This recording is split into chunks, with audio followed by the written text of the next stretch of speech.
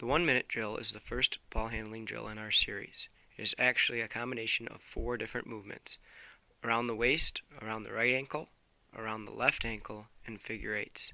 These drills build forearm strength, hand quickness, and also help with passing and catching. Each player should do 25 reps around the waist before moving to the right ankle, and then 25 around the right ankle before moving to the left, and then finish with 25 figure eights. The goal is to get all 100 reps done within 1 minute.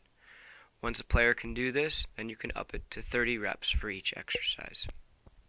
Here Tyler is able to complete all 30 reps in 1 minute.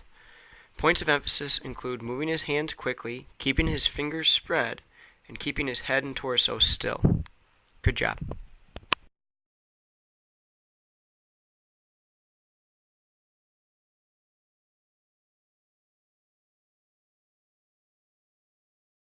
In the 1-minute drill, we start our stationary dribbling. The first stationary dribbling is the V dribble and push-pull. In the V dribble, players move the ball from side to side, creating the letter V with the path of the ball. The ball should be driven into the ground as hard as possible and not tapped. Players will execute this drill with the right hand first for 15 to 20 seconds, followed by the left hand for 15 to 20 seconds. At the completion of the V dribble, players will start the push-pull dribble. The push-pull dribble is a little bit more difficult, as players must put their hand behind the ball and in front, creating a V on the side of their foot.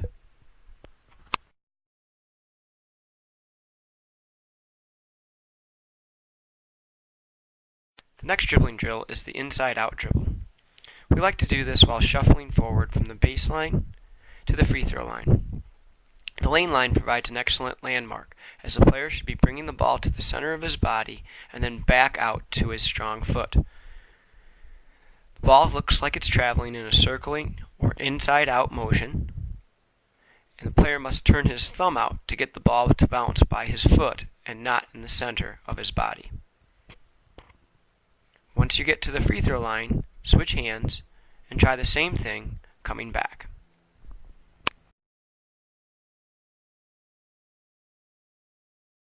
In the next set of drills, we're going to start changing hands. We like to start with the crossover, right hand to left and back. 2 dribbles with the right, crossing over and coming back. 1, 2, cross and back. The ball should remain knee-high to thigh-high and needs to be snapped as hard as possible when changing hands.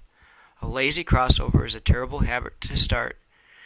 Snap the ball from right to left and back. Once the player has done this 25 times, then they'll change hands and do 1, 2, cross and back, starting with the left.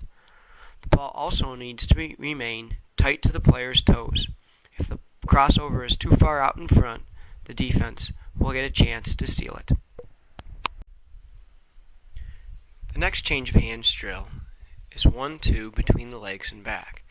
In this drill, the player must rotate his upper body in order to go between the legs and back. And every time the ball ends up out in front, they should protect the ball with their offhand.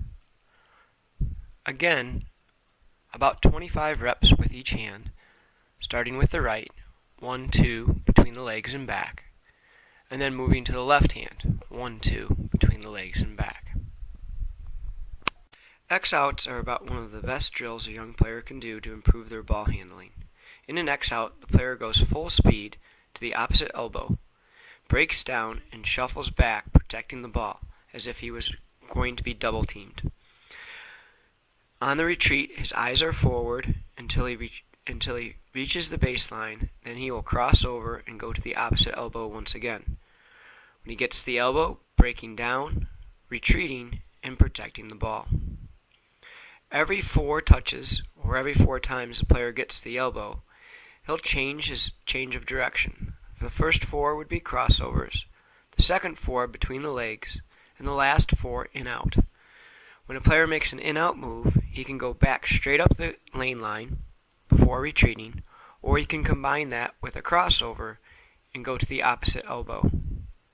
This really helps a player handle the ball on the move, keep his eyes up, and learn how to retreat when being double teamed.